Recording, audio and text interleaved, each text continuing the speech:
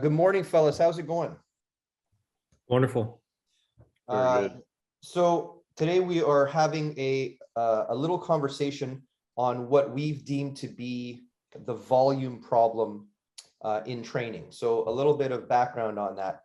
When we're referring to the volume problem in training, the conversation is likely going to go into the concept of loading and the concept of tissue capacities being able to handle and adapt to that load, and how we all feel collectively with our experience with high-level athletes, as well as all the way down to the collegiate and amateur levels, that a lot of the training is being done possibly without purpose, in that a lot of the training that we see in regular programming, if we stop and look at all of the inputs being done, we start to notice that a lot of the inputs are overlapping, in that there's much too much load and much too much volume being placed on tissues by way of patternized exercises.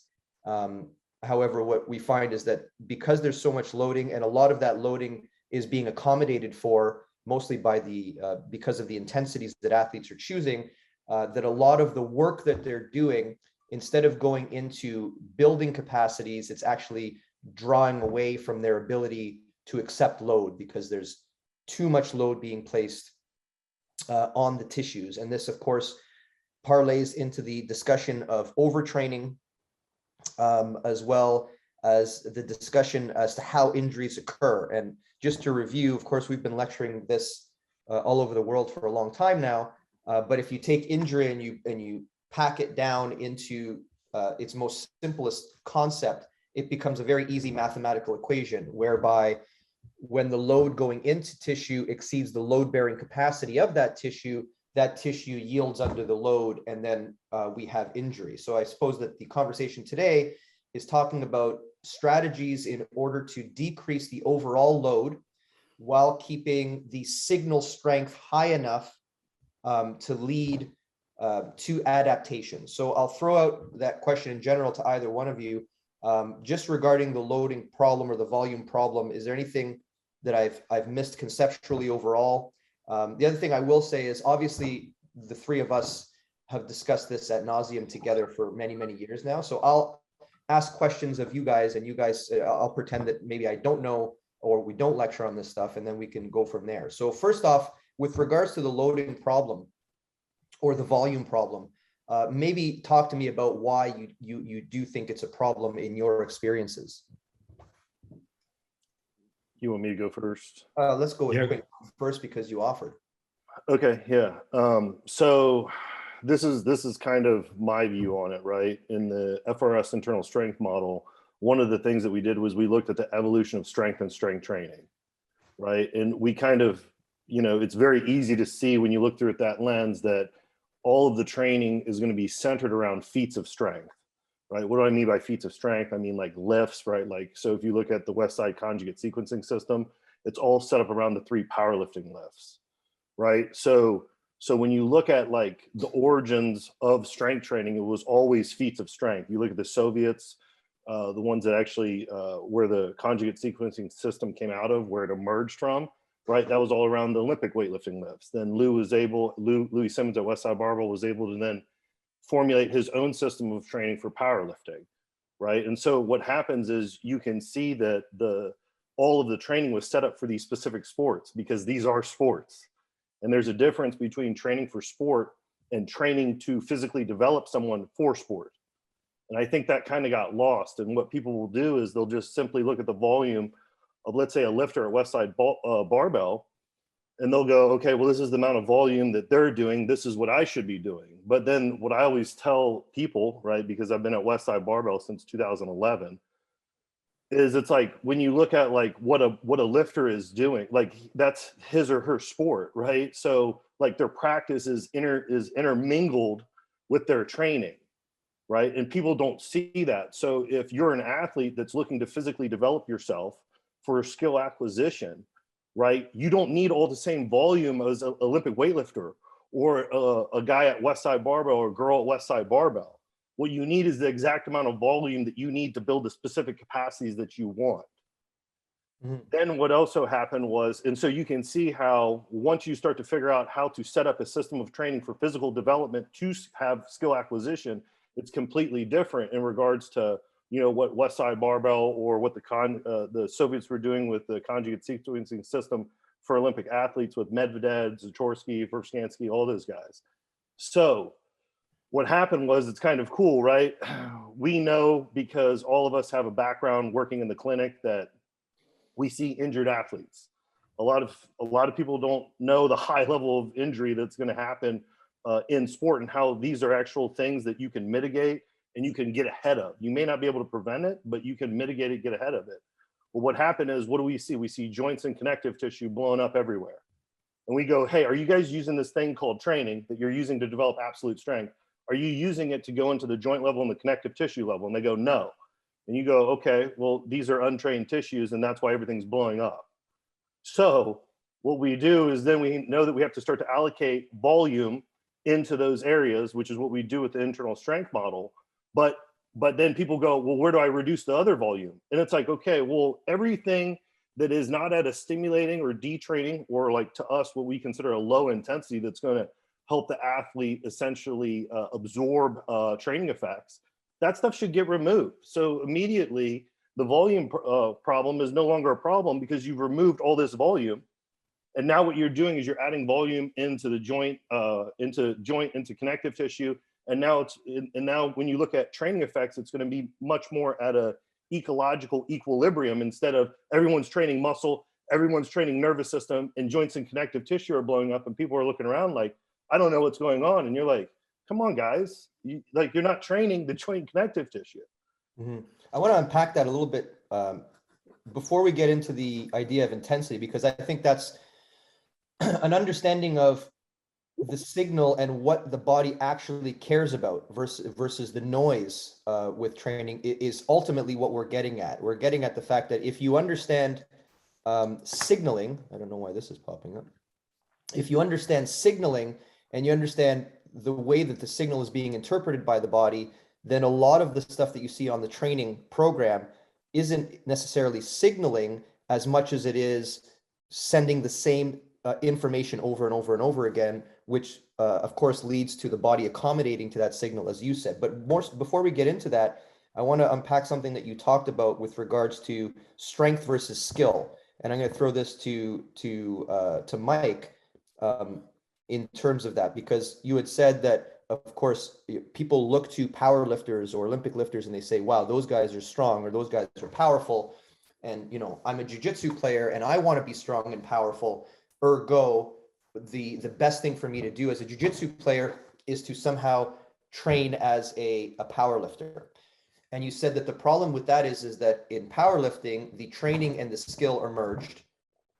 Versus when you're training someone like a jiu-jitsu player, that is not in fact the case. I.e., when you're doing powerlifting, you're not really adding to the skill of jiu-jitsu, and that becomes a problem, of course, because now you're training for two things. You're training for jiu-jitsu and you're training for powerlifting, both of which require whatever volume you foresee the other people to be doing, and then you end up doing double the volume, for example. And that's a skill versus strength question or concept, maybe, that's not understood. So Mike, can you unpack that a little bit more with regards to skill versus strength, and where the differences are, or where people are seeing these two things as synonyms, I guess might be another way to ask the question. Yeah, so I think I'll go back and just kind of piggyback off of what John was just saying there. I think, first of all, again, we've tried to add to the industry and help mitigate some of this. And I think, but one of the things that is a problem is that people don't have a clear definition of what strength is. So most people, and again, maybe I'm, just blanket statementing here, but I think most people would equate strength with the amount of weight lifted per exercise. And I think that leads partly to the volume problem that we are ultimately discussing, because people then just build programs based on exercises and how much strength someone has the ability to display during that exercise. I think what we are trying to articulate is that strength is not one thing. We talked about this in a previous podcast, I believe. Strength is not just one thing. Strength is a behavioral output that comes from the nervous system that is displayed at a tissue level. So we have tried to say that there are different tissue levels that are all trainable, that all have their own behavioral capacities that would ultimately be considered strength. So piggybacking again off of what John was saying, I think when you really try to understand that those are trainable entities, you can train connective tissue, you can train joints to have, movement behaviors that would allow for the development of skill, which I'll get into in a second. You can train muscle tissue to display physiological qualities or capacities to allow for the display of skill, which I'll get into in a second. I think when you start to understand that training can be technically more specific and tissue specific, it actually makes it very easy to understand where the problems may lie in programming. So, and I want to make a caveat there. When we talk about specific, we are not talking sport specific. And this is kind of getting into that distinction of skill versus strength and how we ultimately train for each. I think the other problem that we've kind of run into, perhaps, that is ultimately leading to this volume problem is we are dissecting sport, athletes, activities, whatever, and we are ultimately dissecting that athlete and their movement behaviors into then things that are supposed to be trainable. So we take a movement and we say, well, there's an exercise for that. Yeah. So if your athlete displays some level of hip flexion and knee bend, well, ultimately everybody then just goes to a squat. If your athlete has to have some level of or its variations. If your athlete has some level of what we would call a hip hinge, everybody just has this pre-programmed thing of, okay, well, that equals deadlifting or kettlebell swinging or whatever the case is. So ultimately, that is where the line gets blurred between training for strength and ultimately the behavior of the athlete to emerge an output and skill. So that's ultimately where I think that gets blurred, because people then say, okay, well, if I dissect the athlete and their movement that would occur in sport, and I make an exercise for that, or I give them an exercise for that, that ultimately will then translate into further skill development. And I don't think that is inherently wrong, because that might have a place. But when you look at it from, and what we've tried to do is we've tried to look at it from, a neurological perspective. That's not really how we learn skill. Mm-hmm. We don't learn skill by doing repetition. We learn skill by kind of probing our boundaries of what we currently have and understanding what we currently have as our boundaries, and then trying to say, okay, well, I got to push these boundaries a little bit more and kind of probe them a little bit more. And that's ultimately how we learn, right? Whether that be cognitively or physically or whatever. So how we try to make that distinction using our internal strength model is we can take the athlete and understand their particular sport or movement requirements. We can then understand specifically what tissues would be involved, what behavior those tissues would have to display. We can ultimately create a very enhanced, complete, specific program, but for those behaviors. But when you look at the program, it's not really specific. It's just it's generalized strength training targeted towards these behaviors. And ultimately what that does is it allows us to really understand how we push tissue specific capacities. And if we push tissue specific capacities appropriately, when that athlete then goes into the environment of skill-based learning, they have more to draw from, right? They have more of that capacity can be pulled from, so that their nervous system starts to learn, hey, I have this. I have this ability to demonstrate a rate of force development in this particular position, not because I've specifically trained that position, but I've specifically trained the tissues that would allow me to have that behavior. And therefore, I now am learning how to use it in a skill-based environment. The other thing that I think, does that make sense? In terms of I have a few questions, but keep going. I'm gonna that explanation.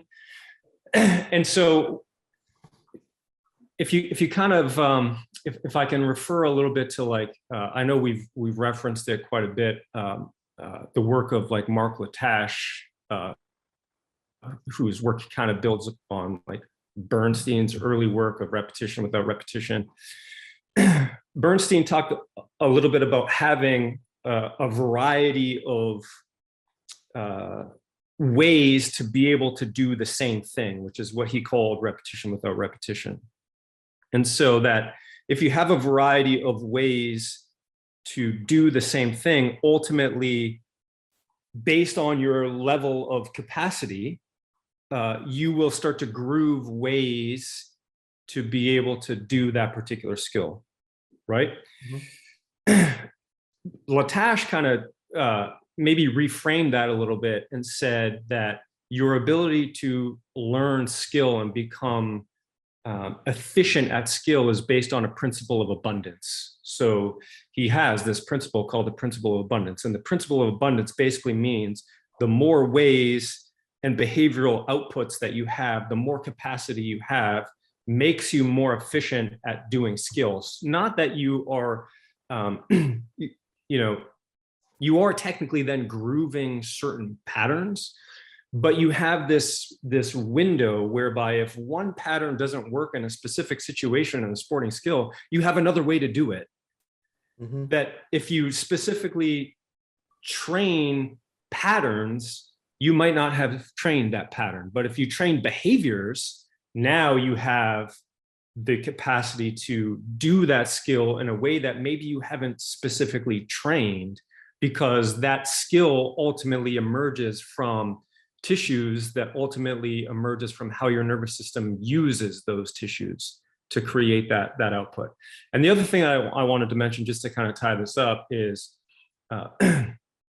we talked about intensity there. And I think we are always in this idea that everything has to be high intense. So whether you're, or of a high intensity. So whether you're training for strength, it has to be high intensity. If you're doing skill, you have to do it at this high intensity game speed all the time. Well, if you're training, as we would say, at a high level and then at a low level, ultimately, again, relating to that volume problem, instead of training at a middle level, that's where your skill work occurs. So that ultimately you're not pulling resources from training and skill-based behaviors. You're training at this level and this level, and everything in between is where you start to learn in the sporting environment how to use that stuff. So you're not pulling, so your skill is not influencing negatively your strength training or vice versa. And I think that's another reason where people start to equate skill and strength, and they kind of blur that line, which then ultimately leads to a huge amount of volume for the athlete. There's a lot there. One thing I just came to my mind right now. So I guess what we're saying now is that, well, I guess it's important to state rather that skill is not an external thing, despite the fact that it's displayed externally. Correct. Yes. Skill is actually an internal thing, which is a display of what is internally possible. And I think 100%. That's actually a really, really great way of saying it. That's why I thought of it. Yeah, and I also noticed just now that you're wearing an old school FRC shirt. Dude, this was on the bottom. I have like this is the original. That's the original, buddy. You know how our wardrobe is like, it's all FRC, Control Yourself, and West Side stuff. So I have like Yeah, the only thing that I buy now is bottoms. Yeah. And I don't even wear any during podcasting, which is crazy. But I have like a whole thing like of all of the shirts, and I grabbed this one from the very bottom. I almost forgot about it. Old school. Okay, so and we talk about that idea that strength is an internal emergence, and that skill is an internal emergence based on the qualities of strength that you have. And when I say strength, again, I want to redefine it in that strength is not how much you can lift, like you said, but strength is the ability to amalgamate tissue capacities into a highly specific outcome in order to achieve a particular task.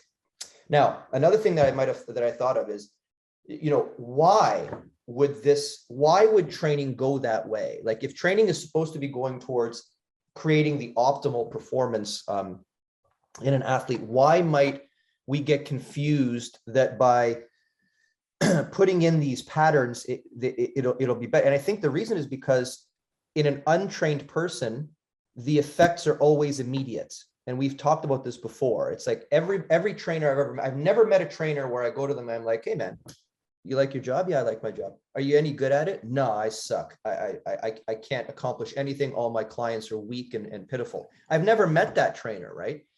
Which leads me to believe that, leads me to think that everything can't be working, if that makes sense. But if you give me an untrained person, I mean, it doesn't matter what you do. You can tap your foot for a repetitive amount of time. And if that person's heart is in such a scenario where that intensity stimulates the heart, then technically that's training and that person gets better. I think what might be happening is that people implement these things, like you said, Mike. You take a sport, you break it down into a particular movement that sport needs to do.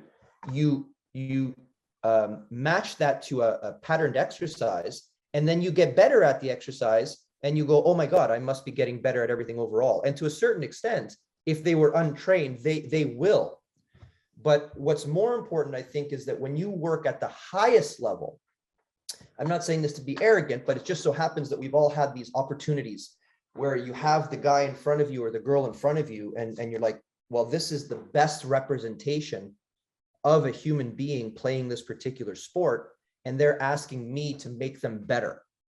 And I think that's the point where we start to determine, well, what is exactly going to make them better? Is it, if you get the best basketball player in the world, I mean, what is going to make that, or the best hockey player? Is it producing a better shot? Is it like, what is the quality that's going to make that person better in order to jump them up a level? Does that make sense?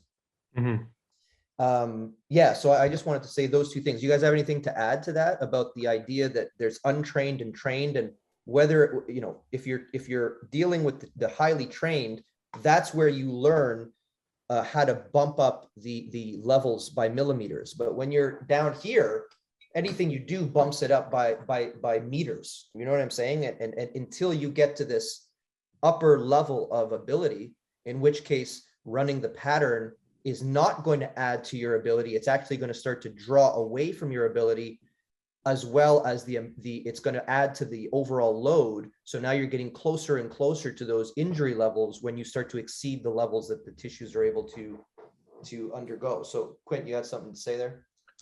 Yeah, so I know both you guys, this is something that we've lectured on. So if you guys want to add to it, feel free to at any time. But essentially how that worked, right, in regards to, if you open up the Science and Practice of Strength Training, which is kind of like the Bible of strength training, written by Dr. Zatsiorsky, right, who obviously was one of the leading Soviet sports scientists and that's where the conjugate sequencing system emerged from.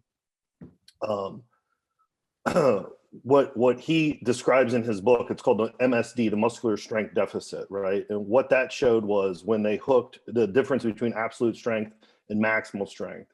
So absolute strength is how much force can be readily generated and discharged by that athlete. And then there's a gap between how much can be actively done, and then when you hook up EMS to them, how much can they discharge more? And so that's why they, if you're training to acquire more strength, and we talk about strength like in old terms or in let's say our terms, where it's a nervous system based capacity. there's a difference between that, and that gap they actually tested, right? And so the MSD, the muscular strength deficit, is between 5 to 30% in actually, believe it or not, trained athletes, right? That's because they're not utilizing the superior means to do it. So the example that we give to piggyback off what you were saying, Dre, is it's like, okay, let's say you got an athlete who is trying to generate, you got an absolute strength sport athlete where they need that nervous system based capacity, and you have to bring them from 5% to 4%. Well, you can't just do any training. You have to do the superior means of training for that athlete, because if you don't do it, you will actually be detraining that athlete, even though you have the conscious intent as a strength coach to make them better, right? So that's kind of where all that stuff emerged from, in regards to like, hey, there is a superior way to start to do things. And that's where the 4 methods of strength training emerged out of the Soviet Union. And so when you're tasked with the original question that you kind of asked, is it's like, because from what I'm hearing is, it's like there's a lot of noise out there. So like if you have an untrained person, just like you said, they can do anything and elicit training effects. But if you have a trained athlete, if you start to do that same whatever inputs that you're doing, it will actually make them worse. And I think because maybe a lot of people don't have enough long-term experience working with high-level athletes, that they haven't actually seen the athlete start to literally accommodate and get worse from doing the training. If so, then that's when you would start to go, okay, hey, we need to start to train other things. And then to kind of close on that, because so the whole topic of that spiel is essentially like exercise science, right? And that's through the theory and practice of doing it. So this isn't just theory-based stuff. This is in the practice of actually doing it, has converged that, listen, there's superior training inputs to get you the actual output that you want, right? And so that's kind of the problem that you see, is so many people are going to be untrained that any training input will work. But when you're talking about high-level athletes, you have to be selecting and constraining them to do the right input at the right level. And then that brings up like the levels. So if you look at what's currently being trained, right, you got muscle and nervous system based stuff, but joint and connective tissue isn't. Okay, well, it's quite simple. Like you got an NHL guy, you got a NBA person, like how do you make them better? Well, you start to go into what's untrained and start to train it. And then that puts you into the cycle of expanding that internal environment, or those internal capacities, like Dr. Chivers was talking about, in skill acquisition. So now you're starting to physically develop that individual to actually ready them to be able to generate emergences of whatever their skill is. Okay, so you said something there about the 4 methods of strength training that came out of the Soviet system. Not everyone's going to know them. Can you just pop those out really quickly for me, if you don't mind?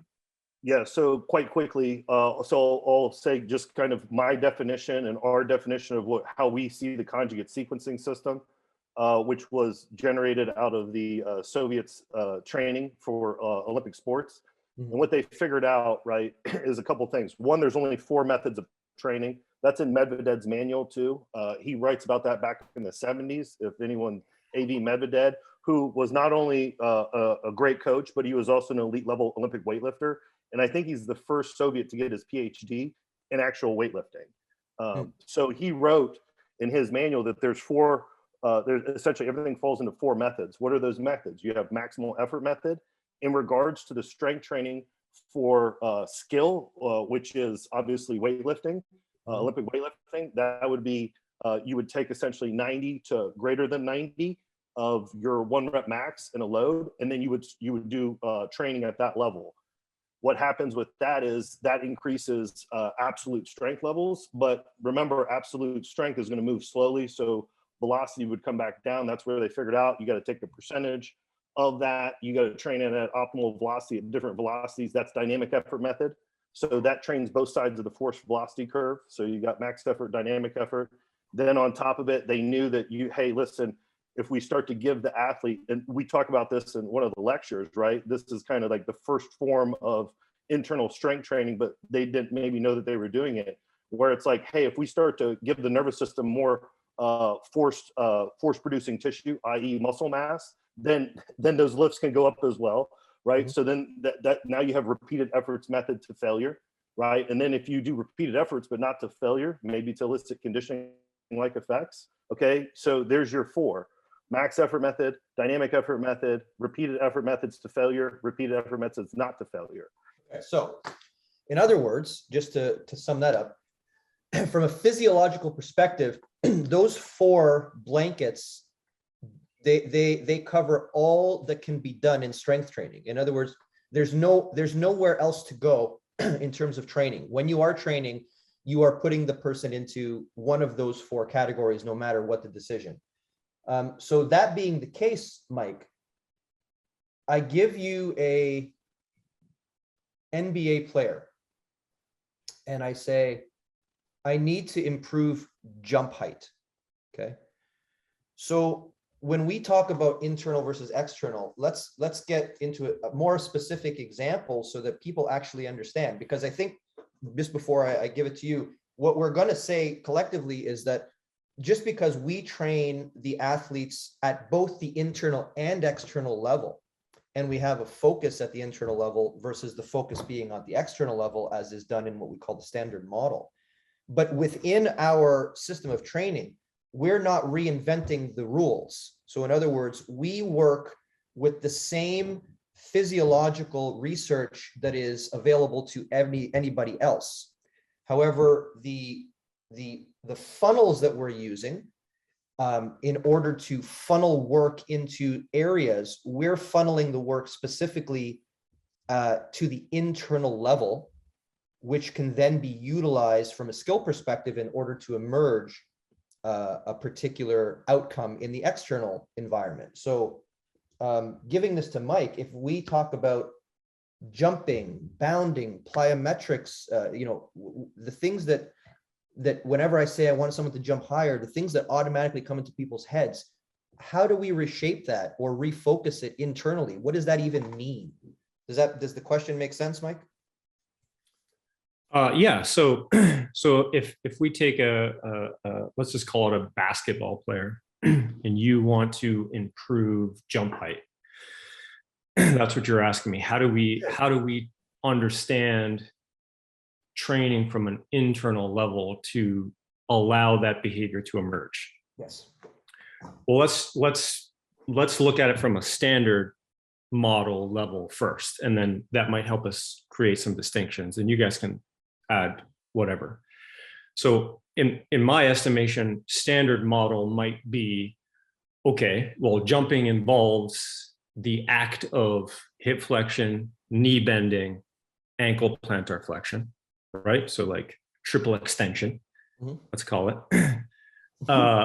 or flexion and then triple extension. So basically that from a standard model, that's going to involve some level of squatting. And that squatting is going to have to happen from, with a particular amount of load, let's call it.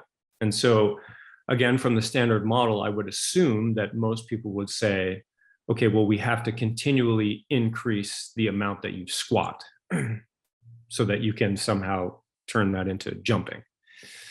There might be some accessory lifting in there, calf raises or like some ankle plantar flexion type thing. There might be some variations of leg pressing and hamstring curling and leg extending and all these sort of things. You guys would probably agree with all this. Mm-hmm. And then we would immediately translate that into essentially jump training, right? Yeah. So first, let's make the distinction. That again, right now, is the blurring of strength and skill, because jumping essentially is a skill of basketball, correct? So it is a skill that most basketball players will have. Some will be able to display that skill externally better than others. Some will be able to have higher amounts of jumping compared to others. But essentially, jumping is a skill, meaning there's like a technique to it. There is some learning involved with it, so on and so forth. So what what we would do is we would say, okay, well, first of all, we have to understand the movement required to improve the jumping of skill, the skill of jumping. What joints are involved? We would say there are ankle joints involved, there are hip joints involved, there are knee joints involved. Probably you could take that up into the spine and even the shoulders to use the arms and so on and so forth. And we would want to know what the standard, what this athlete has in terms of the standard of what their current ability to use those joints is. And we would use CARS analysis for that, to understand where they might be able to move into very well, maybe where they can't move into very well. And so we would get an understanding of how they're able to use hips, knees, and ankles relative to, space, but also relative to the act of jumping, which is the skill. You guys are with me up to this point, correct? Then we would also have to understand, okay, so what are the behavioral qualities of strength that would allow someone to improve the skill of jumping? Well, there is going to be an absolute strength requirement for sure, and that's going to be relative to the athlete and their body weight. Agreed? Agreed. So I don't know exactly what that is, but we would have to, do some analysis on, how much that would be. So, there would be a component of external training for absolute strength in a squat, for example. But for us, we would take it even deeper and we would say, well, if there's not enough ability to use the joint effectively for that skill, that is a trainable quality. So, we call that workspace, which, if there's not enough workspace or usable workspace within a zone required of that joint to do a skill, well, that is a trainable quality for us. So if that was the case where this didn't exist, we could train for that. And for us, that would be training for capsular space, as we call it. And there are means and methods that we use to train capsular space. In addition, if there was enough capsular space, well, you would still want to put that in the program to try to improve jump height. You're just going to put it at a different intensity and a different frequency and so on and so forth. But it's still going to be something that has to be maintained because, again, we're working on the principle of abundance. So if we can take and maintain that stuff, then ultimately that will carry over into the learning of how to jump higher, more effectively, more efficiently, so on and so forth. In addition, we would also say that there is going to be some level of, explosive strength or reactive strength that is required of this athlete to be able to perform the act of jumping to a certain higher height than they currently do. And all of us would say, okay, well, hold on. The standard model thinkers would probably say, okay, well, explosive strength, reactive strength, that should equate to some level of agility training or like footwork or like small bounding work. And so again, they would add that, which again kind of gets into the volume problem perhaps, because now you're training absolute strength on one end and you're doing a lot of bounding work on the other end, and those are going to pull resources from each other. We would go, okay, well, that reactive ability comes from a specific tissue behavior and the strength of connective tissues. And so we would want to make sure that there is enough, first of all, there's enough length in those connective tissues. So if we're looking at jumping, that means that we would have to have enough length in some anterior thigh tissue. We would have to have enough length in some anterior shin tissue, some calf tissue. And if there wasn't, there are means and methods that we have to improve those qualities, which are all trainable qualities. We would start to then put this person on what we would call the length loading progression, which is progressing from creating length to loading at length, loading through length, and then starting to build specific behaviors at length of what we would call stiffness. So do we want that stiffness to come quickly? Do we want that stiffness to come over time? These are all, again, trainable qualities of strength, of connective tissue that we would have this athlete. I mean, we would understand where this athlete would exist on this continuum, and we would, put them according to where they are and make that a trainable quality. So now we have, a program, and I'm simplifying this so you guys can add, but we have a program that might be training absolute strength in something like a squat or a squat variation, which is standard model. But for us, we're doing it to try to improve not the weight on the bar. We're trying to make it a neurological capacity that this athlete has, that they can pull on at any point in time when they need to go up for a layup or a dunk or a jump shot or whatever. And then we're simultaneously training the strength behavioral outputs of every tissue and joint that would be involved in the act of jumping. And then we would allow the athlete to then practice the act of jumping. That might be where we communicate with the skill coach and say, look, we're training these things on the back end. So as we start to train these things on the back end, again, creating those capacities, that abundance of capacity, the skill coach can now, tweak little things in the performance of jumping, where they're taking off from, the depth of the knee bend, all of these things, the use of the arms, such that simultaneously all these things will kind of funnel into the act of jumping higher. Mm-hmm. And so what I kind of wanted to piggyback on to that as well was this concept of trying to understand, like,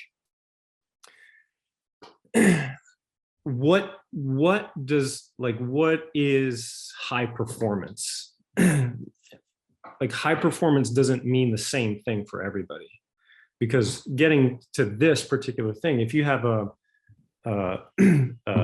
let's say we had two basketball players, using the same example, and they're both the same height, they both weighed the same, and one person jumps, I don't know what a good jump would be. Let's say they jump 30 inches and the second person jumps 25 inches. And we're trying to say we would have an output that we would want. We want to get these athletes to 32 inches because that's going to make them more effective. Somehow we have some analysis that tells us that. Mm-hmm. Well, we have to understand that that difference between those two athletes doesn't make the training the same. Yes. You know what I'm saying? And I think that's what we see a lot, is we see like, oh, well, we're trying to improve jump height. So this athlete who has to now go 7 inches higher versus the athlete that has to go 2 inches higher, kind of getting back into what we were talking about before, they can't have the same program. Yep. Right? Because that 2-inch difference is going to be different to acquire than that 7-inch difference. So trying to understand like where you are trying to go, where the athlete currently is, like where is their current standard, and how do we make relative gains for each one of them to pull all of their capacities up to get to a certain level. Mm-hmm. Right? So that person who's at 30 inches, maybe that just means that they don't have a specific tissue capacity available to them that's going to make them more efficient in jumping and be able to so maybe that's a reactive strength issue. They have the nervous system capacity, they just don't know how to specifically funnel that explosiveness into through some tissues to allow that jump to occur. Whereas the athlete at 25, maybe they just don't have the neurological capacity, they can't draw from the nervous system effectively, so they have to start at a different point. They can't all start the same. And I think this is a really important point for people to understand, particularly when you get into higher levels of performance. You have to know where you want the athlete to be, and you have to know where they're currently starting from, because this jump is going to be different than this jump. And if you don't have the available information for that, and that information, by the way, just can't just come from how much weight they lift. Yeah. It has to come from understanding both how they do skill and how strong they currently are, and understanding that if I know both of those things, I should understand the behavioral capacities that I need to change ultimately for each athlete. Okay, so there's a lot there to discuss. I don't know if you guys would like to add anything to that training. I mean, it was pretty general, but I think that's kind of where we all would. I think we can get in even more specifically. And I think just to review something that you said, if you have these two hypothetical athletes and they go into the jump training program, the standard model really puts you into a jump practice program, because a lot of the jump training seems to be, let's practice the jump, right? And therein lies the problem, is that the answer you're trying to solve is, how do I improve the jump, not how do I display the jump over time, right? And again, it goes back to what level of athlete do you have experience with? Because if you have, an amateur athlete that wants to improve jump height and really doesn't have a lot of any other training, you can pick any one of those qualities. You can say increase absolute strength. Yeah, they're going to jump higher. You can say increase calf raise. Yeah, they're going to jump higher. But again, the signal to noise, you can't really take that person and then make conclusions as to how to train the next person who might already have maximized the capacity to use the tissues they have. So now if we take the same example and we take the guy who jumps as high as they can jump, that jump is a direct result of the accumulation of the capacities they have. So what are the capacities? Their absolute strength, their ankle range of motion, which is the access point to how much tissue they can actually use in that jump, the amount of red stuff, the muscular tissue, how fast can that tissue function, the stiffness of the connective tissue, and where does that contraction go into. That jump is all an accumulation of all of those factors. And if you get a person who has maximized those factors, that's where we find out how to improve jump height. And the way that you improve jump height in that person is not to say, just go and jump. They've already done that. In that case, it's to say, okay, where can we raise the bar in their individual tissue capacities in order to allow them to jump higher? So here's the example.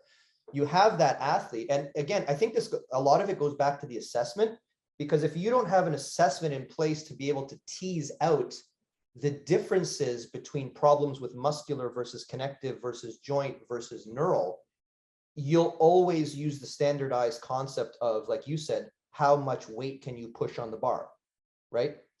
Which is not good enough. Like, for example, if you have an athlete who's maximized the amount of jump height they can get out of their tissues, well, we can say, okay, well, in their FRA, what is their dorsiflexion capacity? In other words, how much can they dorsiflex their foot in order to generate potential energy that can then be utilized into kinetic energy to make this jump occur?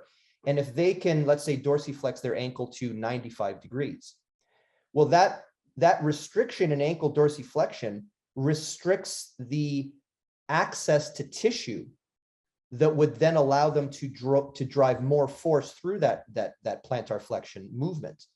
So in order to train that person more, it would be a matter of not doing, like you said earlier, you listed 8 or 9 exercises that in a standard model, if you go, we want to increase jump height, what are we going to do? And you said they might do squats and they might do this and they might do that. So you actually listed 8 or 9 exercises. And the way that we understand exercise from a historical perspective is each of those 8 or 9 is getting, 3 by 5, 3 sets of 5 or 3 sets of 10 or whatever it is. And when you take 9 exercises and you multiply them by 3 sets an exercise, you have an inordinate amount of information that tissue has to process. And what we're trying to say is that the body only has so many resources. The nervous system can only pay so much attention at one time to a particular quality.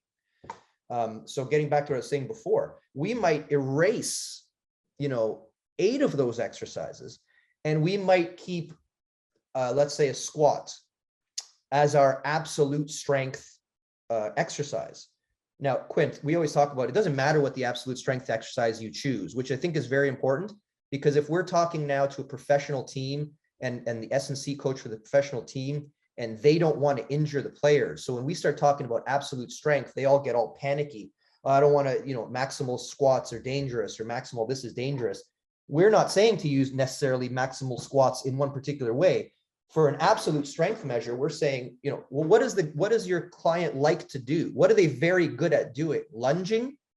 Are they better at lunging than squatting? Are they better at deadlifting? Then use that as your absolute strength exercise, because really with absolute strength, all we're trying to do is drive the nervous system's capacity to output energy into the tissues. It doesn't matter what you're doing, right? That's not the point.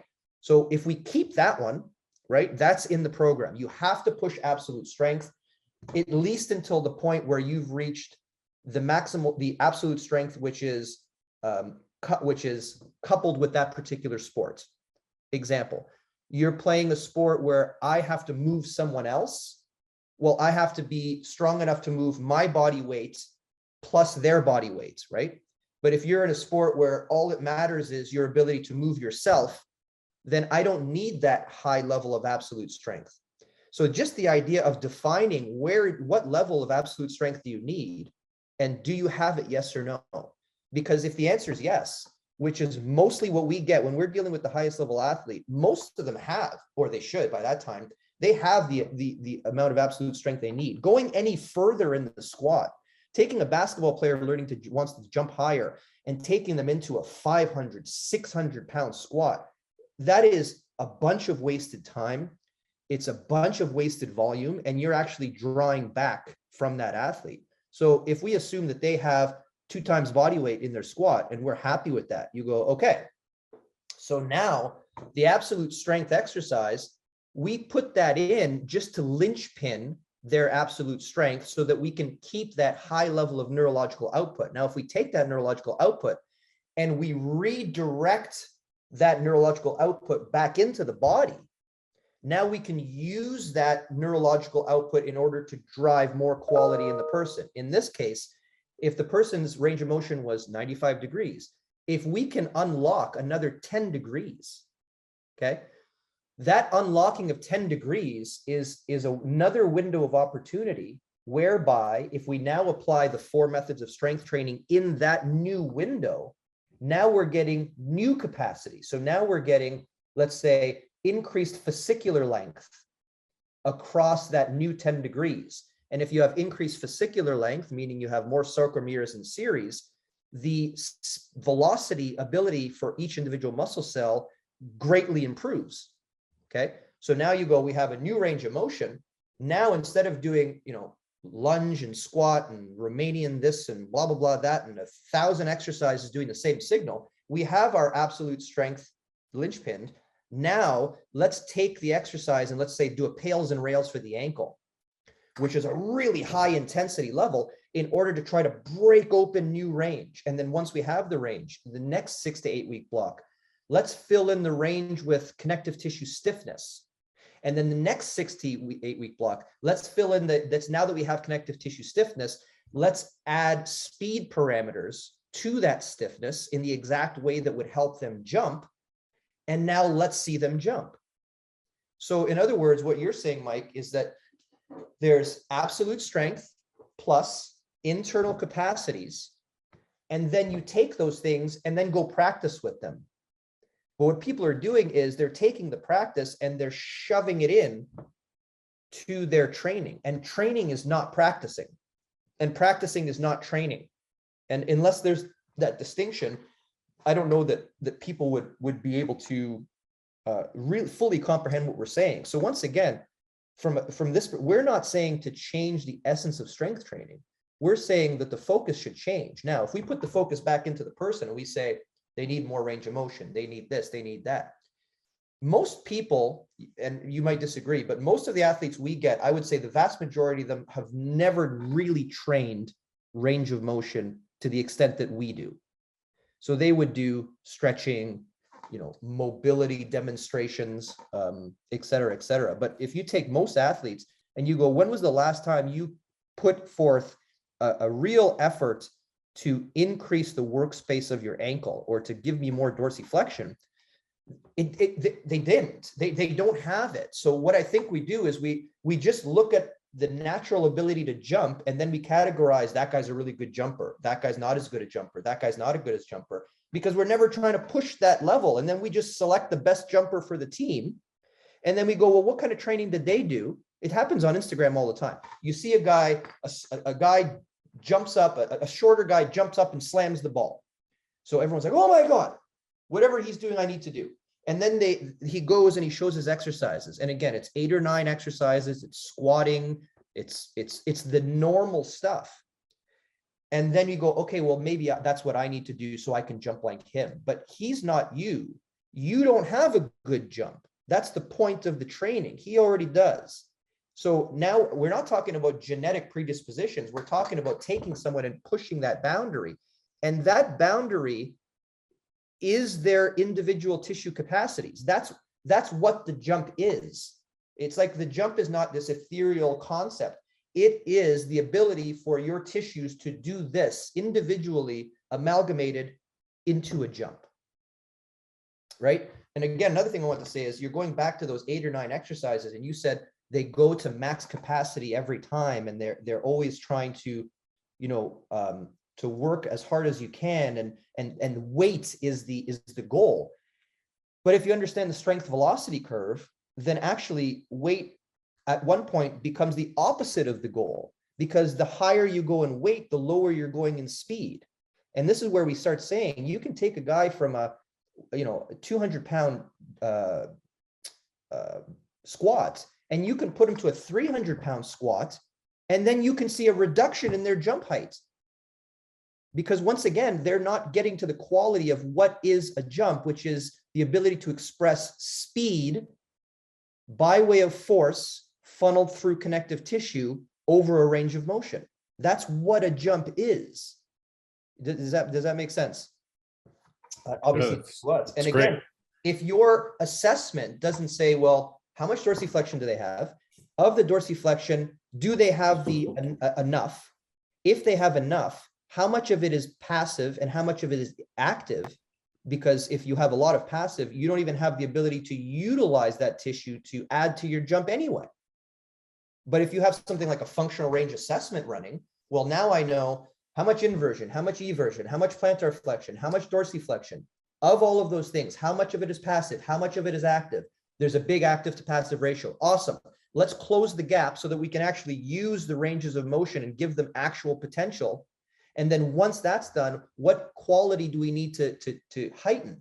If you take that high-level athlete, the best jumper in the world, and you look at their program and you go, well, shit, you've done a lot of work on the muscular system. And this is what we see. We go, you don't have any work here for the connective tissue system specifically, and you haven't for the last 10 years. Guess what?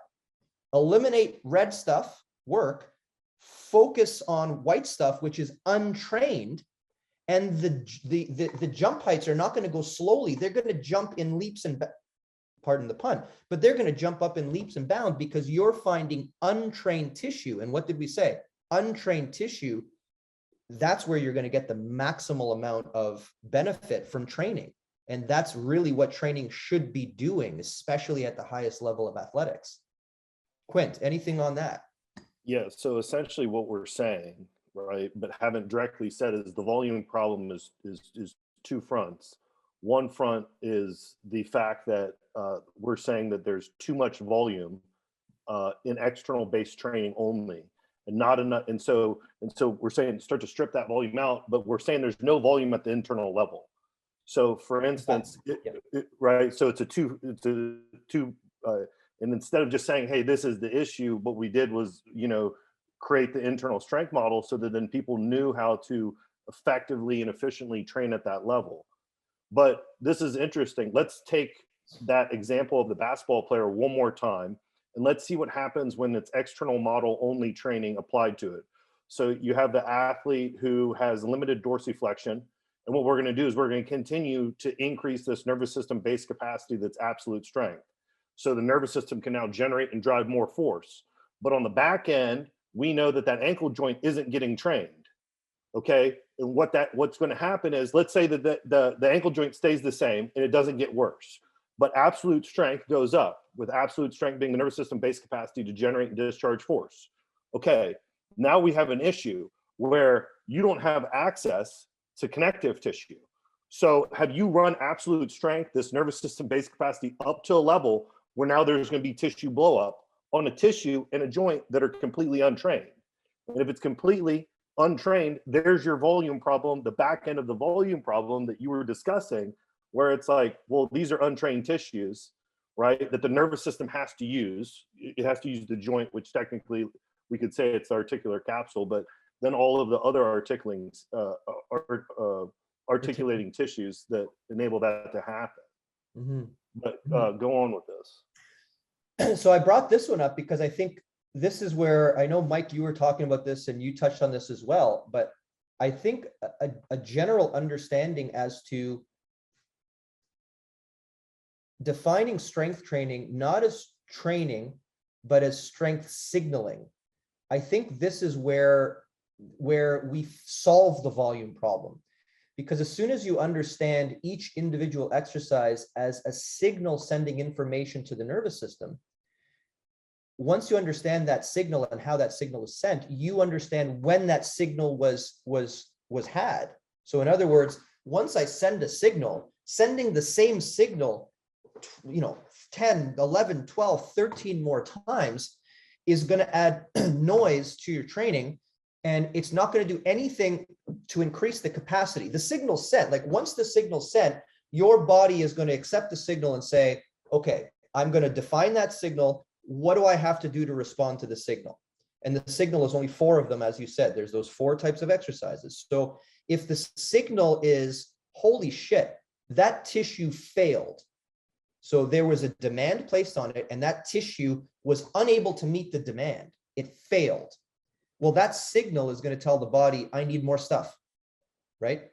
And that's how it is. But if you don't go to failure, then the body goes, okay, I have enough stuff to deal with this particular problem.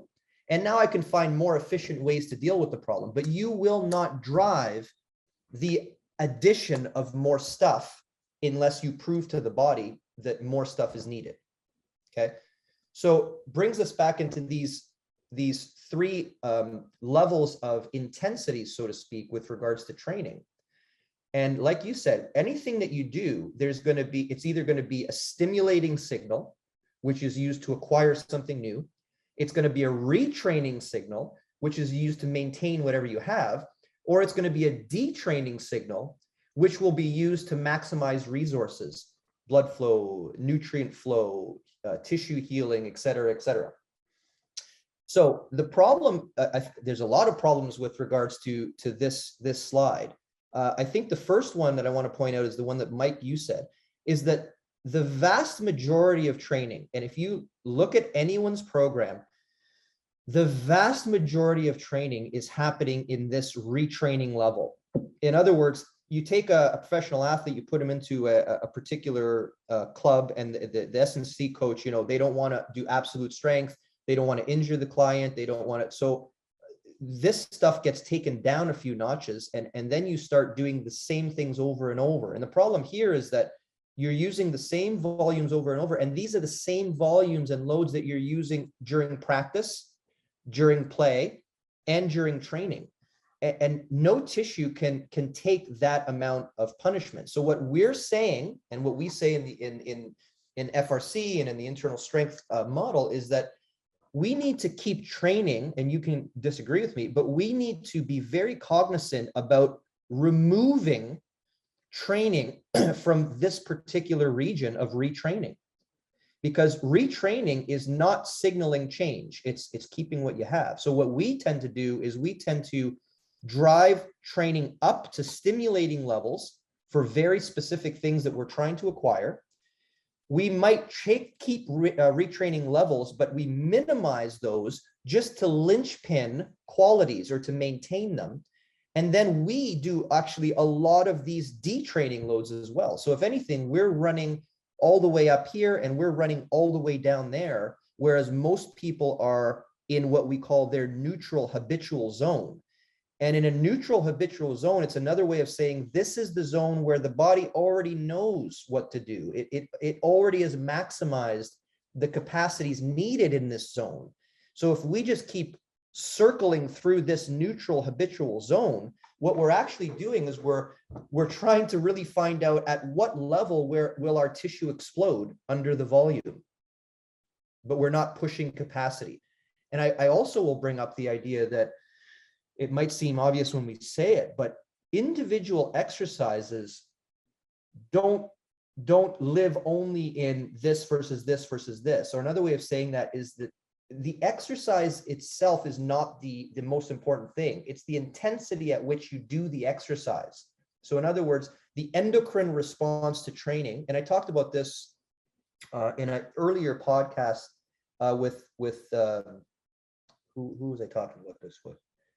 Duncan from the UFC PI, who studied endocrine responses. Duncan French, Dr. Duncan French. Shout out to Dr. French. So we talked about the idea that, you know, any exercise you take, if you take it to an incredibly high level of intensity, the endocrine response, it's not going to know any better. Like the endocrine response doesn't wait for the deadlift and the bench press in order to give you increased testosterone or increase this. The system doesn't know what exercise you're doing. It only reads intensity. And for us, that's brilliant because now we can say, instead of doing 8 or 9 of the same type of high level exercise to max efforts, right? Let's take those exercises out and let's put one in to increase dorsiflexion of the ankle, which, by the way, you've never actually tried to train for a long period of time. So now, if I funnel high amounts of energy into that exercise, it's untrained. So how many sets do I need to send the signal? I need 1. You know, when you're doing 5 sets, 6 sets, 7 sets, what you're saying is that you need a lot of sets to actually send the signal. That's trained. If you are working on untrained tissue, 1 set at maximal level is probably as much as you can ever do. So if you look at our programming with our athletes, you know, it might be exercise, exercise, exercise, exercise, and there might be 8 or 9 listed, but a lot of them are 1 set, 2 sets, 1 set to failure, 1 more set, and you're almost done because we're specifying untrained tissue and we're not losing the concept of intensity. It's another thing that athletes often, when they see our program, they go, holy shit, like this is all I'm doing. And then they actually do it. And then they go, holy shit, I can't do any more. Like that was so intense for me that my body clearly is at its wit's end. It can't do anymore. And that's because of the selection process. We're finding untrained capacities and driving them up, whereas other people are playing within the capacities that they have, which is really not driving any capacity up or down. So I'll leave this up. And maybe you guys can riff on what I was just saying or add to it in any way you see fit. Yeah, I just want to kind of say that, you know, these intensities, the reason why, you know, it's at a detraining intensity, the reason why it's termed that is because these are the intensity levels that were taken, to put it in more context, from the science and practice of strength training. Because one of the things that you mentioned, like if people can see, it's stimulating, right? And then under that, in parentheses, you know, you put acquire, okay, like, because from a programmer's perspective, these are the intensities that you get to play with. But, you know, and I think Dr. Chivers went over in his lecture, the detraining intensity is like, we're using that just so that we're using the same nomenclature of external strength training, but it's actually not a detraining intensity. It's going to be how you maximize resources for recovery to start to absorb adaptation, stuff like that. Mm-hmm.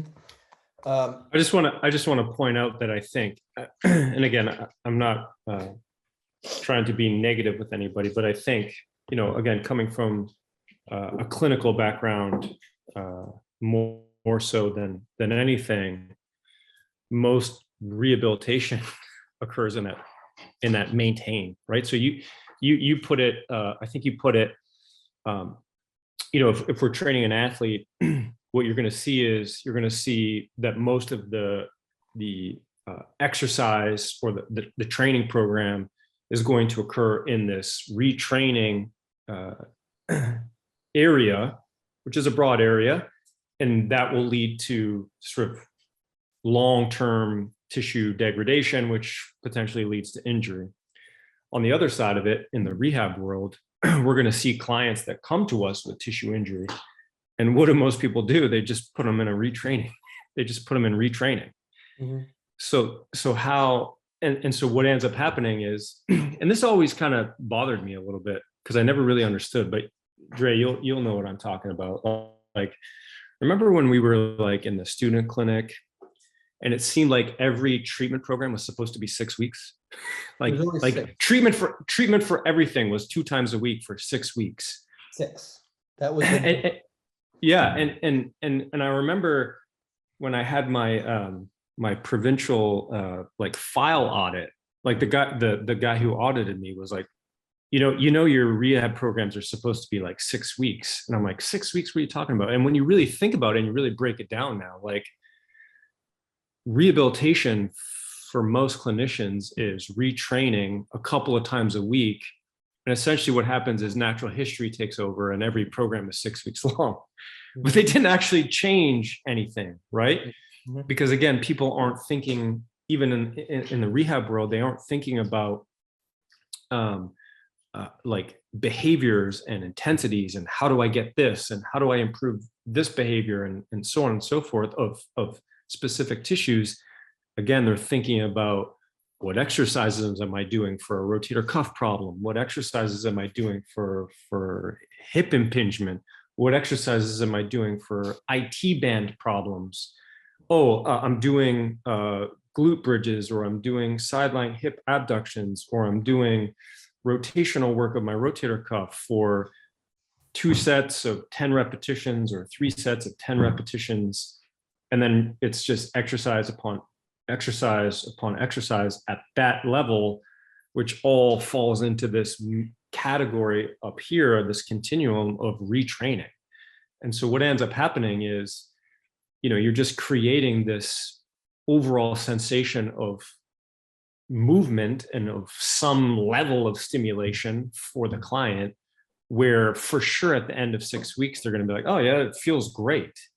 But we didn't actually really change the behavior of that shoulder or of that hip or of that IT band issue or whatever it is. And this kind of gets me into another little discussion. I don't want to open up a can of worms here because I know we're going to probably move on to other things. We have this adage in the clinical world where, you know, general strengthening is good enough, or, you know, just get them strong, or, you know, you guys have probably all seen this. And I couldn't disagree more with that, because ultimately what we're doing is we're telling people to do general exercises at this retraining intensity, and just allowing the fact that maybe they haven't moved in those particular ways for a period of time to allow them to feel better. And then we discharge them from the clinic, which doesn't make any sense to me. Okay, so here's, I mean, this is a good can of worms, because when you look at what is the distinguishing factors where clinicians say, yeah, this person's okay to return to play. Like, and so, I mean, when you think about that, it's, can they do the same stuff they did before to most extent? Like, can you run a 50 and then slow down without buckling your knee? Yes. Okay. You're good to go back to play. But how does that, for example, if you injure a tissue, and I always say, if you injure a tissue, there's lasting anatomical consequences. You know, people can try to ignore those consequences. People can say, oh, no, general strength. Look, the person could do this before they were injured. Now they can do this again. Well, a lot of general strength is going to be decreasing pain. Like if you tell someone to move your arm around instead of not moving it around, well, moving it's going to give you, you know, it's going to squirt happy juices into your brain, and it's going to make you feel better about the motion. And then you're going to feel, oh, I didn't hurt myself. And then more happy juices. And then you associate, oh, I can move without pain.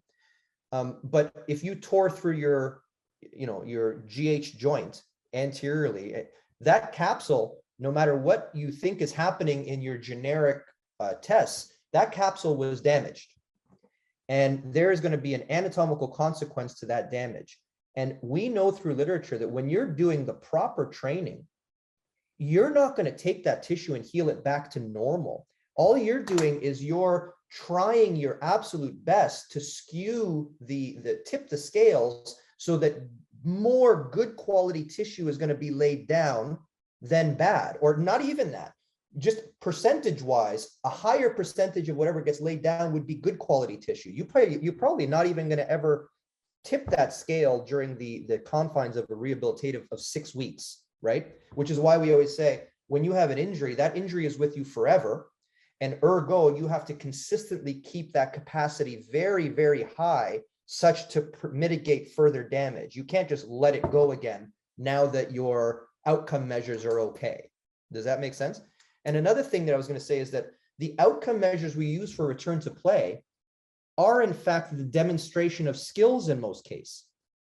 But we just said that skills, like you said with Latash's research, is that if you give me a particular skill, I can damage a particular tissue that you use to get that skill, and your body might be able to compensate for that damage by calling upon other tissues, in which case the skill will be demonstrated. It doesn't mean that that hamstring tissue has healed. It just means that that athlete, whose job it is to accommodate to things, that's why they're great at what they do, found a way to give you the skill while hiding the detrimental capacity. And that only goes for so long, because eventually that detrimental capacity catches up with you, and then you have the injury. So once again, I think a lot of it comes from a lack of assessment at the internal level. Is that I would agree with that 100%. That was very well articulated. Well, thank you very much, Dr. Chivers. I try my best. You know what? Now that we're on this topic, do you have something to say about? Well, let's stop here. I'm actually. I clicked on this and the maxims came up, and I think this is just important to talk about, because when we're teaching, what we try to do is we try to teach people how to set what we call the maxims of training. The maxims being the intent of the exercise, the load you're using, and the effort that you're using. We try to set them very specifically in order to slot the exercise into either a stimulating, a retraining, or a detraining effort. Do you have anything to say with regards to that, Quint? More specifically, how an understanding of the maxims, which is all you have to play with. You have 4 types of strength training, and you have the maxims. And whatever training you do versus me versus the guy next door, they're all within this. So maybe speak to the specificity of setting maxims, the way that we look at it, versus the generality of setting maxims in the standard model. Does that make sense? Okay, yeah. Let me explain, because I don't think that we even do this in the internal model, kind of how these maxims emerged and right. And so what we did, because our goal was, listen, we know, because we're all in the clinic, but we're also working and training athletes, that these injuries keep occurring at this joint and connective tissue layer, right? And we knew that, you know, with what we already do, that we were training them, but we were getting all the untrained athletes that were blowing up. And then the issue that we had was, then when that athlete leaves town, or we leave town, and their strength coach is like, well, what do I do? We never had a way to like articulate what you have to do, which is why this model now exists. Because we go, oh, hey, this person needs input 1, input 2, input 3, right? Mm-hmm. But to circle back around to the maxims of strength. So what we figured out was, you know, we didn't figure it out. I'm sorry, Medvedev. The credit goes to the Soviet sequencing system, right? And those athletes and those coaches and those scientists, that essentially these 4 methods came about.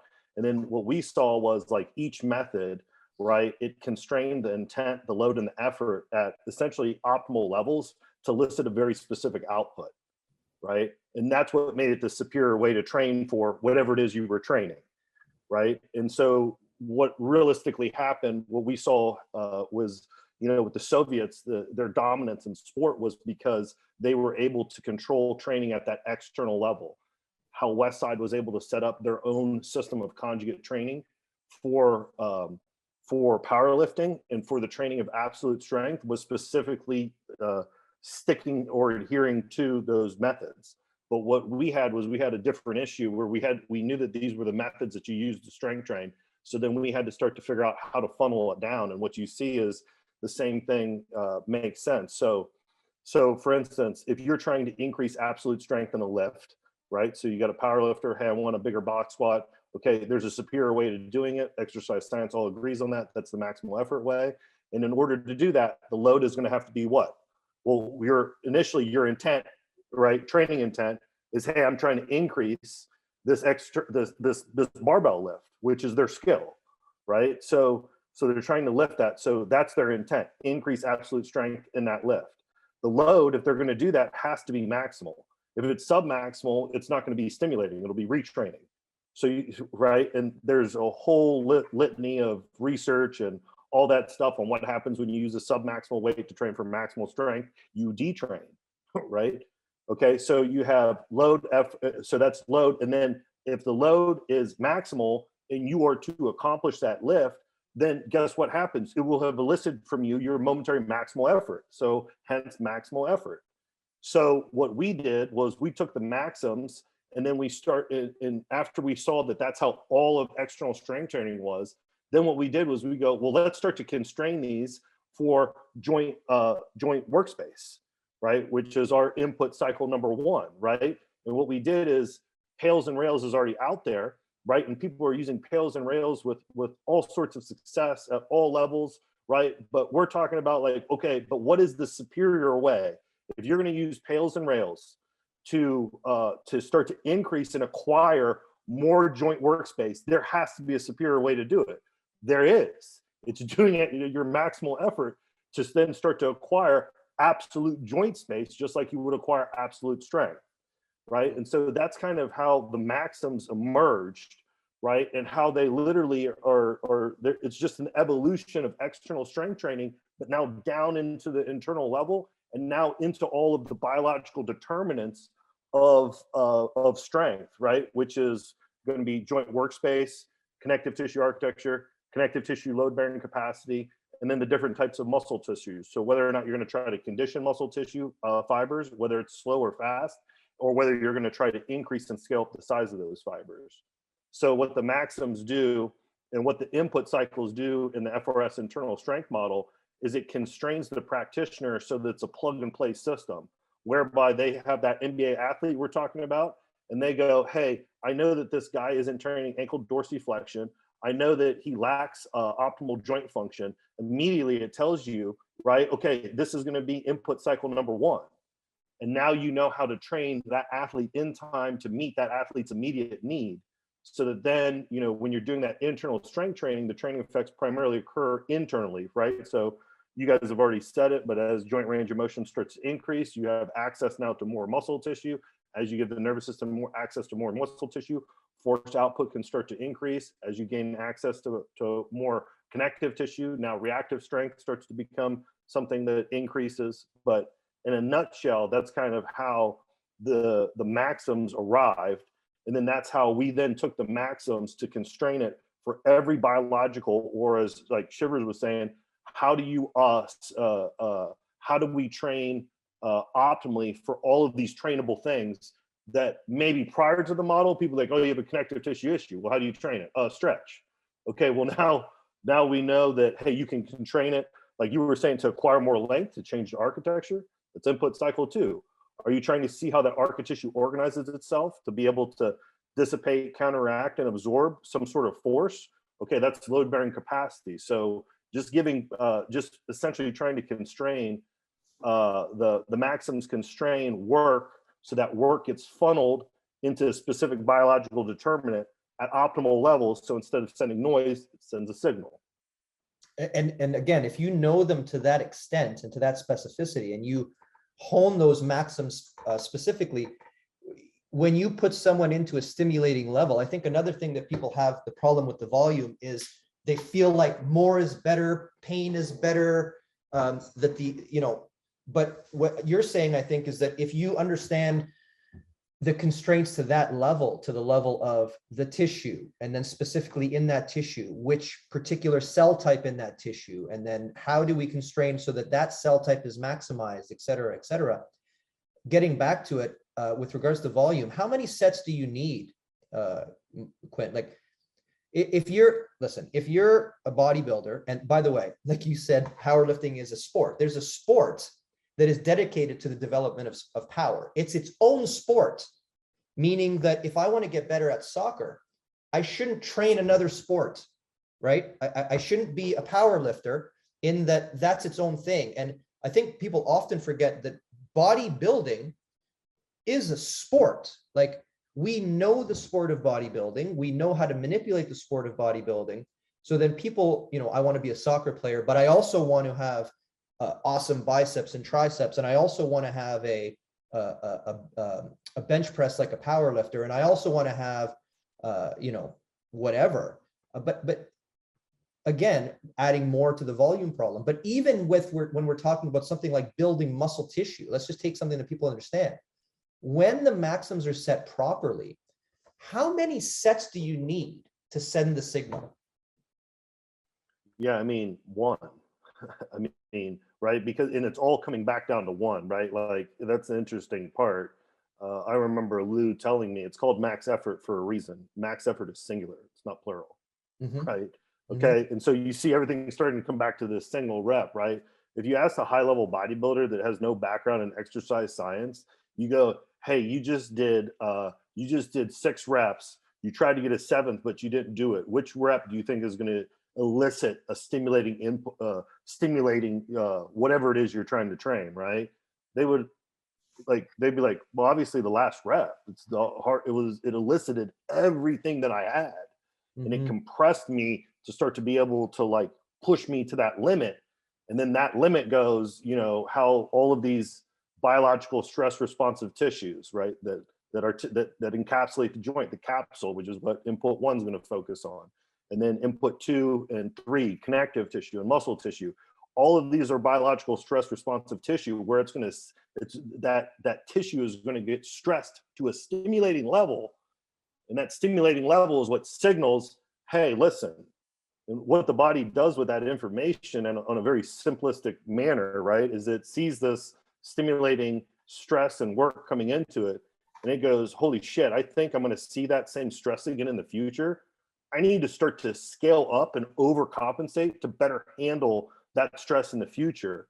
And now what's happening? Well, now you're changing the internal system to better handle stress, which is essentially internal strength. That's our definition of internal strength training. All right. So I'm going to put this up. Maybe we can use this as the last, I don't know how much time we have, but maybe we can use this as the last kind of talking point, because I think it pulls it in pretty well. So as you guys know, I was just recently at the NBA Combine, and I was lecturing to the strength and conditioning coaches. And we talked about this before, that the NBA has a specifically interesting thing going on now with regards to this volume problem, or what they would refer to, or what they would think as the loading problem, whereby high-level athletes are taking loading breaks. So rather than, well, we'll get into that, but what they're doing is they're skipping games. So they're actually taking load and they're thinking about load as this generic level of thing, whereby if you can calculate when the load is too much for that person in general, then if I just stop them playing, that I'm somehow going to decrease their chances of hurting themselves because the overall load has been reduced. Okay. You would say that I summed that up pretty good, Mike? That's the idea? Okay. So when I went to this, this isn't technically unique to the NBA. You were just lecturing to the NBA coaches. Maybe I was. Are there loading breaks occurring? And I know NBA is very predominant. Like, there's a lot of high-level players. It's been in the news. But you're saying this about other sports as well. Yeah, you look at football, NFLPA. Everyone's trying to manage load. So I think this is. I think this is a widely adopted theory. Okay, so what I said was this, and it speaks to a lot of the stuff we were saying. Of course, I'm not saying that decreased load isn't necessarily going to help.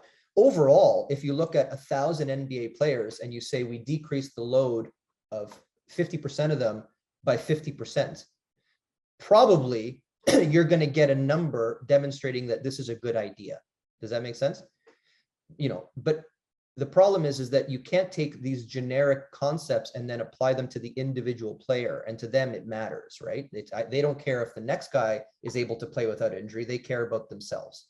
So what I told them is that we were lecturing on this. This was one of my first slides that I ever put together back, I don't know how many years ago, back at a time where I will say that the concept of load being the stressor that leads to injury, it might have been known, but it was not specifically discussed in the way that we are discussing it. You would agree, Mike? We were there at the same time with regards to therapy school and whatever. So when we brought this up, we go, listen, injury is easy. Injury is the load is greater than the capacity of that tissue to absorb the load, which later leads to injury.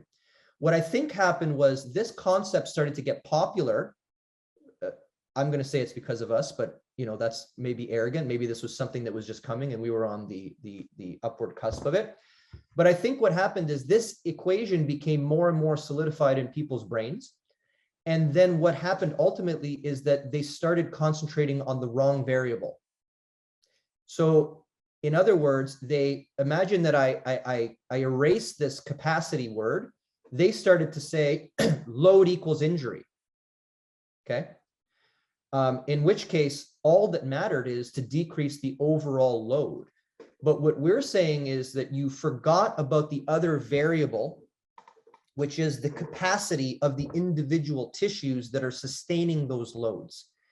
And where you might decrease the load on one side, if you're not increasing capacity on the other, then it's a race to the bottom. Like, I guarantee you I can prevent any injury if I just reduce the load to zero, right? And that's where we are now. Like in an NBA, let's say an MLB, how many games they play a year? Like 47,000 games a year or whatever it is.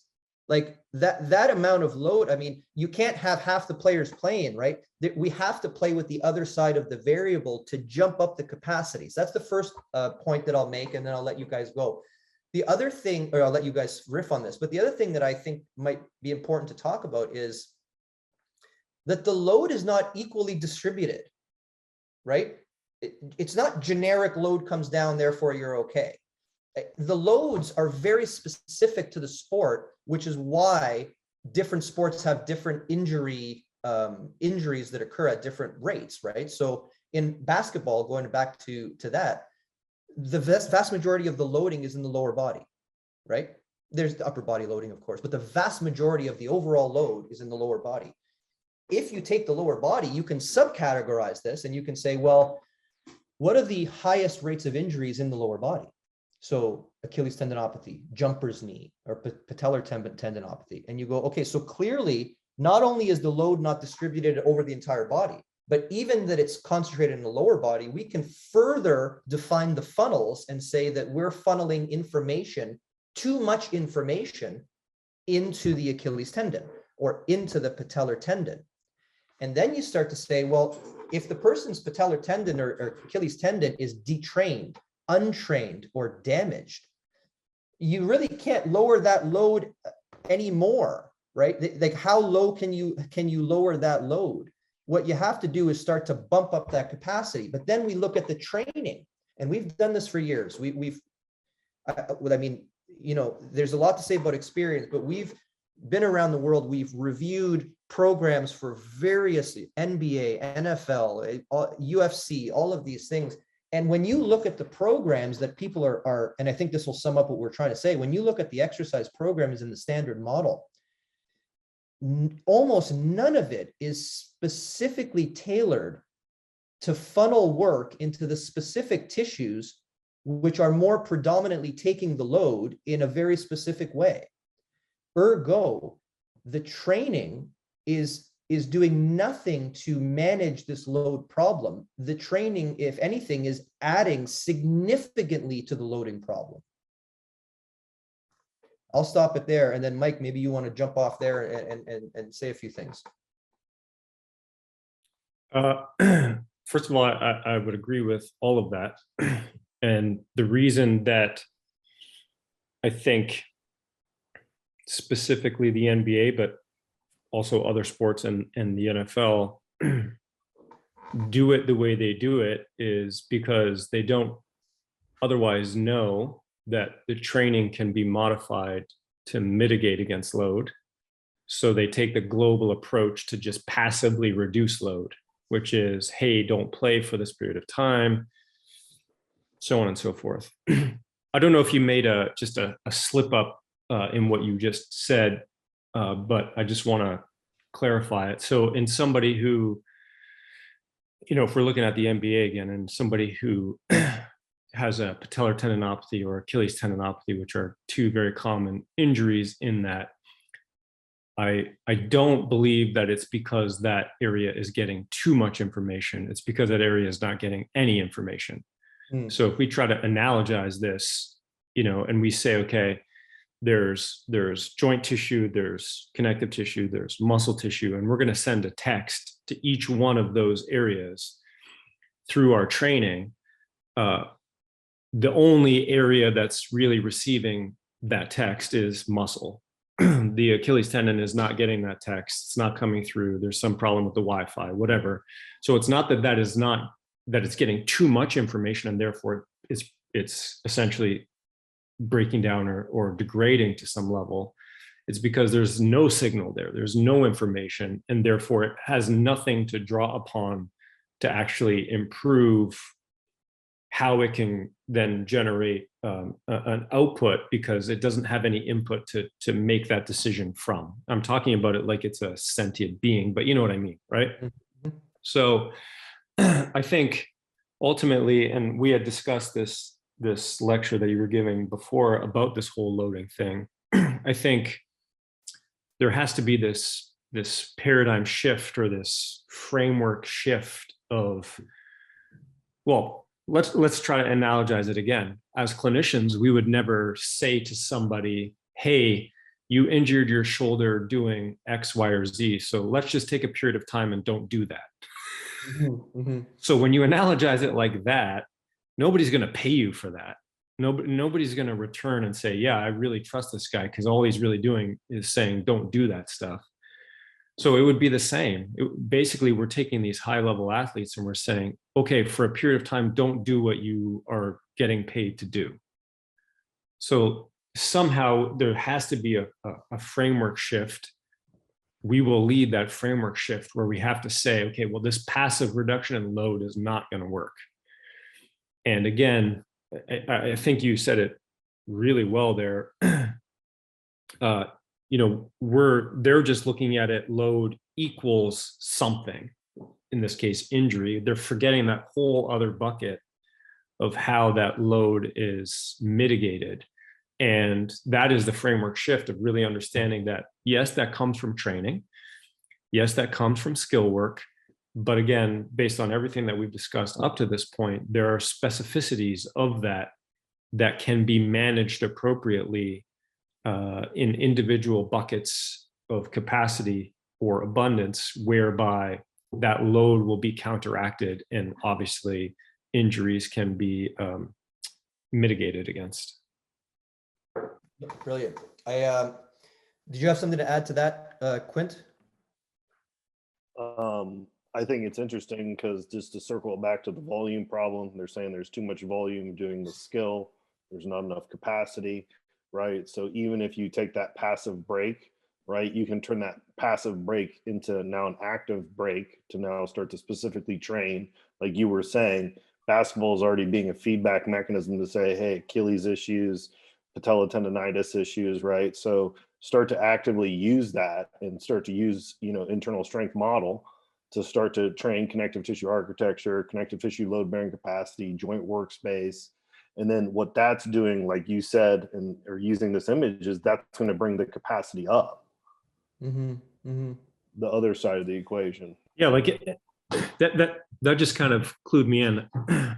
It was I don't know the ins and outs of the specifics of the injury or exactly what was done in the training plan, but the year before Kawhi came to the Raptors and won us the championship, he essentially, I think it was the year before, he essentially missed the whole season because of a quadriceps problem, like a distal quad tendinopathy, if I remember correctly.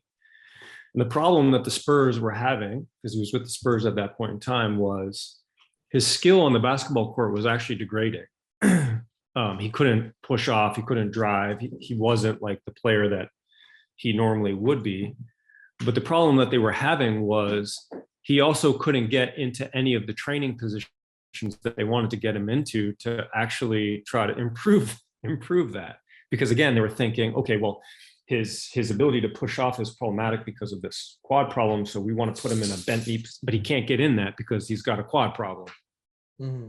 So he missed the whole season, right? You and I, all of us know that, you know, a 12-month rehabilitation for a distal quad tendinopathy is a little out of the norm, right? And so what they were trying to do is they were trying to, you know, minimize his loading, but not actually looking at ways that they could.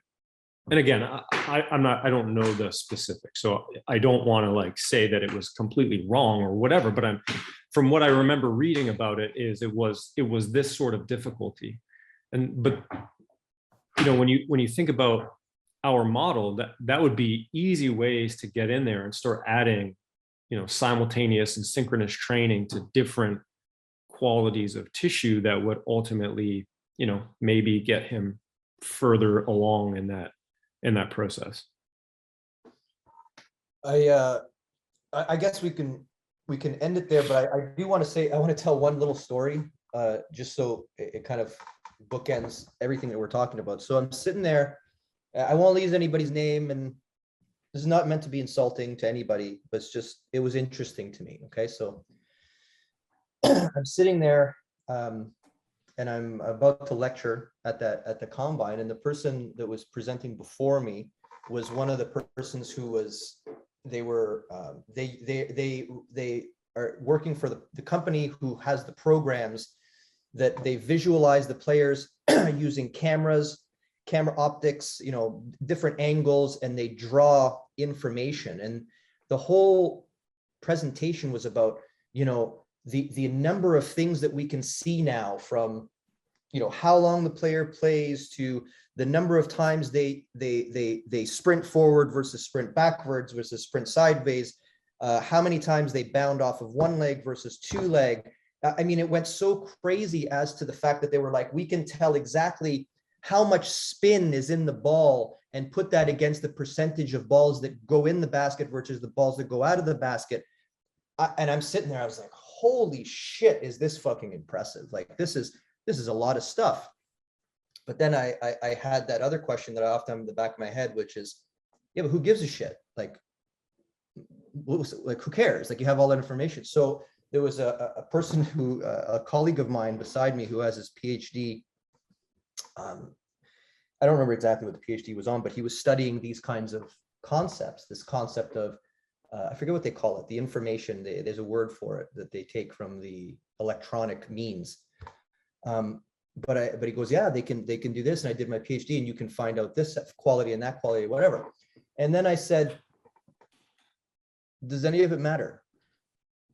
And he looks at me and he goes, no, none of it matters. He goes, if you look at if subsequent studies that I think he actually did, he goes, the only thing that we found was correlated was time on the court. So in other words, the only variable that actually matters significantly is how much time you actually spend playing, right? Which again goes back to this concept where maybe we should just fucking stop playing. Like, maybe that's the answer. I can cure all injuries. I'm pretty sure every sport's going to have the association where time played is going to relate to injury, right? And it was funny because there's so much effort in my mind that's wasted on finding all of this information, which I suppose could be good and important, but unless we fix this volume problem, and unless we redirect the minds of these trainers back to the idea that training is the capacity answer to the volume problem. But what you don't want to do is add to detrimental loading in the process of training. And that is, I think, is a good way to bookend our conversation with regards to the volume problem. We can go on forever, but I think we covered most of the things that I would consider important. You guys would agree? Agreed. Agreed. Okay, so I think we can put a pin in that one. Anything that we should discuss before we go? Mike, what's your Substack thing? Can you tell us, you're doing some really good writing on these topics, you and John. Yeah, Quint and I. So yeah, we do have a Substack that we publish on Tuesdays and Fridays. Again, it's concepts that we've discussed here: programming, internal strength model, FRS based stuff related to high performance. So the Substack is called Absolute: The Art and Science of Human Performance. Substack has an app. You can find it on the app. You can Google it. Yeah. Brilliant. There's a lot of the stuff we were talking about being written in there. It's a great resource. Otherwise, with regards to seminars for the internal strength method, for those FRS people, we have dates coming up I'm looking at my calendar, in the UK on September 24th, 25th. We're going to have a ISM there. We have another ISM happening in Los Angeles, or actually in Long Beach, in October on the 15th, 16th. And then I just posted today, we have a Toronto date for the internal strength method in November 5th and 6th. If you're not one of the FRS people, we have a variety of FRC courses coming up, FR courses, which would give you the prerequisite to actually attend that, or to go to functional range assessment, or to Quint stretch, or wherever else in the system you want to go. So with that, gentlemen, thank you very much. We're going to talk again soon, I hope. Sounds good, man. Have a good day. See you.